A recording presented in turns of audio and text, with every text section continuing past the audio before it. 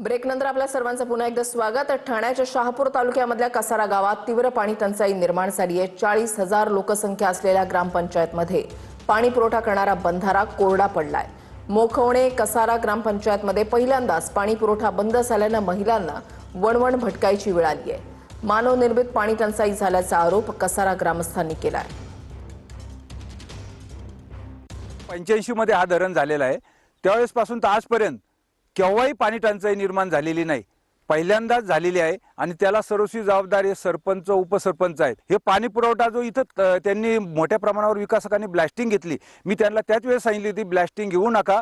शासनाच्या नियमाप्रमाणे कुठल्याही प्रकारचा असा इको सेन्सिटिव्ह झोन असल्यामुळे या ठिकाणी ब्लास्टिंगला परवानगी देता येत नाही।